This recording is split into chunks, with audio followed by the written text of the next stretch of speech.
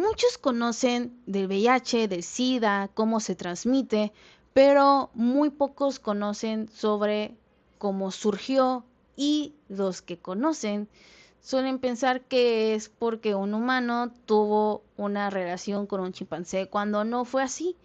Todo comenzó con probablemente una sola herida, un cazador en lo profundo de la selva cortando carne de chimpancé sin saber que en esa carne había un virus, que ese virus estaba cruzando de especie por primera vez. Y fue un salto microscópico que décadas después ocasionó una de las pandemias más devastadoras de la historia. Pero aquí lo inquietante no es lo que ocasionó, sino el tiempo que transcurrió sin que nadie se diera cuenta.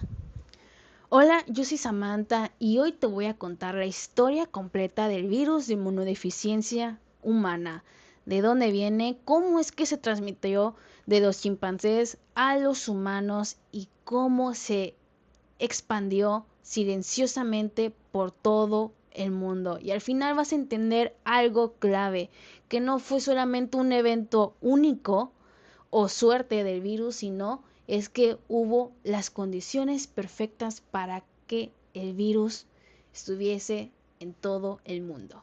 Para entender el VIH tenemos que irnos a África Central, donde tan siquiera sabían un virus que existía ahí. Aquí en África Central había una especie de chimpancés llamada Pantroglodites, no sé si lo estoy diciendo bien, pero tenían un virus llamado CIP-SIV, que significaba virus de inmunodeficiencia simia. Y este CIP es un retrovirus, igual que el VIH. ¿Qué significa que sea retrovirus? Básicamente tiene la capacidad de insertar su material genético a la célula infectada. Pero aquí viene lo interesante, los chimpancés no se enfermaban gravemente por este virus. Básicamente habían llegado como un acuerdo entre el virus y el huésped. Como de, oye, yo no te hago daño, así que también cuídame tú también, ¿no? Un poquito así. O sea, había un equilibrio. Y es que cuando hay un virus en un huésped o en una especie que se llevan, por decirlo bien, no va a matar gravemente al huésped. O sea, no lo mata rápido, lo mata lento. Pero el problema surgió cuando ese equilibrio se rompió. Entonces, ¿cómo un virus pasó de un chimpancé a un humano? Y no es lo que piensan de que tuvieron relaciones, no. Aquí la teoría más aceptada es la de Bushmeat, que básicamente es la caza y el consumo de animales salvajes. Imagina un cazador que está cortando la carne que va a comerse ese día con su familia. Y esa carne es justamente la de un chimpancé. Pero la mala suerte del cazador es que tiene una herida en la mano. Entonces está cortando la carnita y ¡pum! Le salpica sangre del chimpancé a su herida. Entonces sangre infectada con sangre no infectada. ¿Qué ocurre? Ese virus cruza a la otra especie. Entonces se infectó. Ahora ustedes se preguntarán, pero entonces todos los virus hacen esto. No, no todos, porque no es tan fácil como se escucha, ya que se tienen que adaptar a un nuevo ambiente, nuevas células y nuevas defensas. Y muchos en esto fallan, pero algunos, como el VIH, logran sobrevivir, mutan lo suficiente para poder sobrevivir y adaptarse a ese huésped. Y eso fue lo que pasó con este bellísimo virus. La evolución del virus no fue de un día para otro. El SIP no se convirtió en VIH así, sino que fue un proceso de muchas mutaciones dentro del cuerpo humano y con el tiempo el SIP se convirtió en VIH siendo capaz de transmitirse entre humanos y ya fue donde surgió el VIH y el SIDA. El VIH solamente es el virus, no es lo mismo, ya que el SIDA ya son las etapas más avanzadas de la infección. Por eso se le conoce como síndrome de inmunodeficiencia adquirida.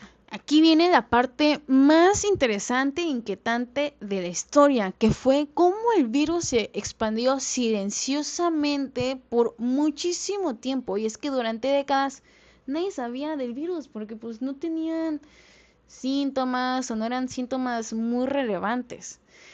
Y todo fue que en Kinshasa, aquí había tres factores muy importantes. La urbanización, que era un lugar pequeño y muchísimas personas, entonces más transmisión.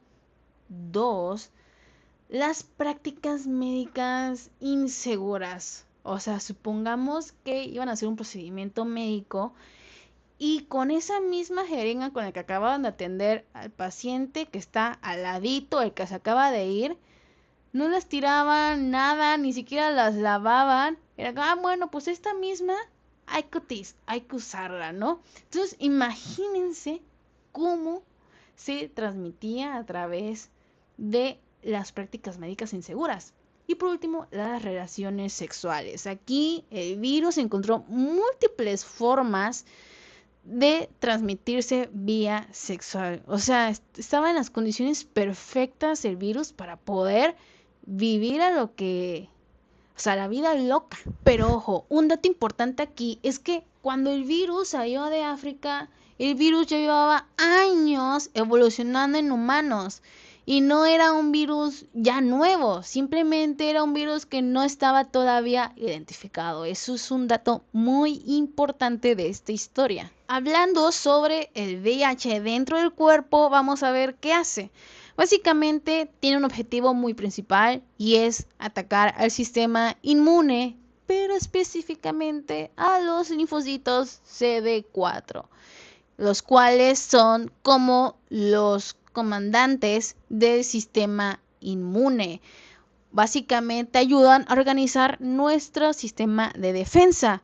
Supongamos que tenemos un ejército y destruyen a los comandantes. Entonces ya no va a haber quien dé las órdenes. Y nuestro cuerpo, nuestro sistema de defensa va a estar hecho un lío. Ya no va a ser el neutrófilo que va a ser, ni los macrófagos, nada. O sea, ya van a estar todos perdidos. Ahora imagínense eso. ¿Y cómo es que se fueron dando un poco de cuenta? Bueno, es que al inicio los pacientes pueden no tener síntomas, pero con el tiempo el sistema inmune se va debilitando. Entonces empiezan a haber infecciones oportunistas como la neumonía por neumocistitis, que estas son enfermedades que no le dan a personas sanas, pero para estos pacientes que portan este virus, pues son potencialmente mortales, lo cual no está bien, o sea, era algo fuera de lo normal. Y fue entonces que en los años 80, en Estados Unidos, en Los Ángeles, médicos comenzaron a notar algo extraño, que fue hombres jóvenes aparentemente sanos con infecciones rarísimas como las que acabo de mencionar. Entonces fue donde se dieron cuenta que su sistema inmune era como si estuviera desaparecido o muy debilitado, y fue cuando identificaron el SIDA. En sus inicios, el diagnóstico de VIH era una sentencia de muerte. Pero con el tiempo la medicina cambió eso porque inventaron la terapia antirretroviral. O sea, básicamente bloqueaban la replicación del virus. Y es por eso que hoy en día las personas con VIH pueden vivir casi igual que una persona sana. Así que bueno, todo esto fue por un salto microscópico de especie a especie que nadie vio, pero lo que realmente permitió la pandemia no fue el virus, sino fueron las condiciones humanas perfectas para que el virus mutara y esté con nosotros hoy en día. Así que eso es todo. Si te gustó este video, dale like, comenta y suscríbete. Nos vemos. Bye.